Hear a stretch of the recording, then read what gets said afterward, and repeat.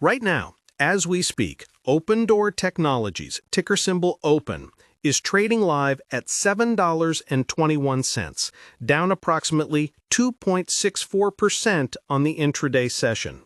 We are seeing a volume of roughly 7.4 million shares exchanged so far, and the market is grappling with a very specific, very volatile tension between the technical support levels at $7.15 and the overhead resistance near $7.55. If you are looking at the chart right this second, you will see a classic consolidation pattern that typically precedes a violent breakout, either to the upside or a capitulation to the downside. The stock is currently hovering just above its intraday low of $7.16, creating a nail-biting scenario for day traders who are watching the level 2 data like hawks. But the price action you are seeing on your screen today is arguably the least interesting thing about Opendoor right now. The expectation from the broader market, the narrative you will hear on CNBC or read in the headlines of the Wall Street Journal, is that Opendoor is a zombie company, a leftover relic of the ZERP era that is slowly bleeding out as the housing market refuses to fully thaw. The general consensus is that high mortgage rates have suffocated the iBuying model, and that without cheap capital, the algorithm cannot work. That is the expectation: slow, inevitable decay. Here is the reality that almost everyone is missing. Opendoor is not dying, it is mutating. The recent distribution of tradable warrants, Series K, Series A, and Series Z, was not just a financial engineering gimmick. It was a signal flare that the capital structure of this company is being completely overhauled to align with a higher-for-longer rate environment. While the street is obsessing over the lackluster Q3 revenue of $915 million, they are ignoring the fact that the company has effectively weaponized its equity to preserve cash while keeping high-velocity trading alive. We are not looking at a real estate company anymore. We are looking at a high-frequency trading firm that uses houses as its asset class. And under the new leadership of CEO Kaz Nejatian, the Opendoor 2.0 thesis is entirely different from the business model that Chamath Palihapitiya took public years ago. Let's analyze what is actually happening in the order books today. The selling pressure we are seeing, this 2.6% drop, is largely algorithmic. It tracks with the broader basket of high-beta tech stocks that are taking a breather today. However, if you look at the institutional flows, specifically the dark pool data from the last 2 weeks, we are seeing a divergence. While retail investors, perhaps those trading on the Robinhood app or managing their own funds via SoFi Invest, are selling into this weakness, fearing a retest of the 52-week lows, institutional giants are quietly accumulating. Fillings from late November 2025 show that quantitative funds like Jane Street have increased their positions significantly. Why would arguably the smartest math-based trading firm in the world triple down on a failing home flipper? Because they see the volatility arbitrage opportunity that the retail public is missing. To understand why this $7.21 price point is so critical, we have to look at the macroeconomic backdrop of late 2025. We have seen the Federal Reserve finally begin to cut rates, but mortgage rates have been stubborn, sticking in the mid-6% range. This has created a lock-in effect, where homeowners refuse to sell. The expectation was that this would kill Opendoor's supply. The reality is it has made Opendoor the only liquidity provider in certain zip codes. When a seller needs to move immediately, due to divorce, job relocation, or debt, they are dumping the asset to Opendoor. The company is picking up inventory at distressed levels, not because the market is crashing, but because liquidity is expensive. This is the classic distressed asset playbook, yet the stock is priced as if they are overpaying for homes. They aren't. They are underpaying, and the spread, the margin they make per home, is quietly expanding even as total revenue drops. This brings us to the meme factor, which we cannot ignore. Earlier this year, we saw open stocks surge from under $1 to over $10 in a massive short squeeze that reminded everyone of the Tesla stock volatility of 2020 or the Nvidia stock explosions of late 2023. That memory is still fresh in the minds of short sellers. Currently, short interest remains dangerously high, hovering around 22% of the float. This is a powder keg.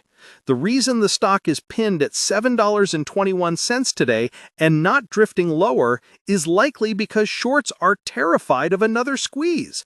Every time the stock dips below $7, we see aggressive buying support, likely from short covering. They are trapped in a trade where the company refuses to go bankrupt, and every day the company survives is another day of theta decay and borrow fees eating into their profits. Now, let's talk about the specific mechanics of the Opendoor 2.0 shift. Under previous management, the goal was growth at all costs. Buy every house, everywhere, all at once. That almost destroyed the company. The new strategy is radical efficiency. They've slashed their buy box, the criteria for homes they will purchase, to only the most liquid, predictable assets. They are no longer trying to be the Amazon of real estate. They are trying to be the interactive brokers of real estate, a ruthless, efficient clearinghouse for transactions. They are using AI not just to price homes, but to predict contractor availability, material costs, and neighborhood-level demand shifts weeks before they happen. This operational leverage is invisible in the headline revenue numbers, but it's screaming in the contribution margin data. If you dig into the Q3 supplement, the unit economics on the new book of inventory are positive, even if the old book is still dragging them down. I want you to pause for a second and think about your own portfolio. Are you holding Opendoor as a long-term investment, or are you trading the swings? Comment below how many shares of Opendoor you currently hold and what your average cost basis is. I'm seeing a lot of people stuck in the $15 range from years ago, but also a new wave of entries in the $2 range who are sitting on massive gains. Let me know where you stand. Let's widen the lens to the competition. The narrative used to be Zillow versus Opendoor. But Zillow exited the iBuying game years ago, admitting defeat. Many investors viewed that as proof the model was broken. However, a contrarian view is that Zillow's exit actually validated Opendoor's moat. It proved that this business is incredibly hard to execute. It's not just about having a website. It's about managing thousands of physical assets, dealing with contractors, and navigating local zoning laws. By being the last giant standing, Opendoor has a monopoly on the data of instant liquidity. Every transaction they complete feeds their algorithm, making it smarter. It is similar to how Tesla stock bulls argue that their fleet data is their biggest asset. Opendoor has data on the actual clearing price of homes that the MLS doesn't see until months later. In a volatile market, that information asymmetry is worth billions. Investors who use platforms like Schwab Intelligent Portfolios or Fidelity Wealth Management are often steered away from high beta names like this. They are told to buy index funds and safe dividend payers.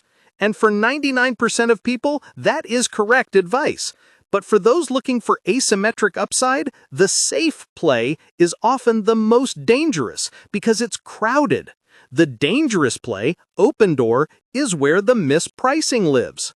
The market is pricing OP as if it will never make a profit again. But what if the housing market normalizes in 2026? What if rates drop to 5.5%? Suddenly, Opendoor's volume could double overnight, but their cost structure would remain lean. That is the operating leverage that creates 10x returns. Of course, the risk is real. If the economy enters a deep recession and housing prices plummet 20%, Opendoor's inventory, even the new, safer inventory, will be underwater. They are holding a leveraged bet on the U.S. housing market. There is no sugarcoating that. We also need to discuss the warrant dividend in more detail because it's confusing a lot of retail traders. On November 21st, 2025, shareholders received these warrants. This effectively splits the stock's future potential into tranches. The Series Z warrants, for example, have a strike price of $17. For those warrants to be worth anything, the stock has to more than double from today's $7.21. This aligns management incentives with shareholders in a way we rarely see. The executives don't get rich unless the stock hits $17, then $20, then higher. It is a bold, aggressive capital allocation strategy that screams, "We believe the stock is undervalued." If they thought the company was going to zero, they would be selling stock, not issuing derivatives that require a massive rally to have value. Let's look at the technical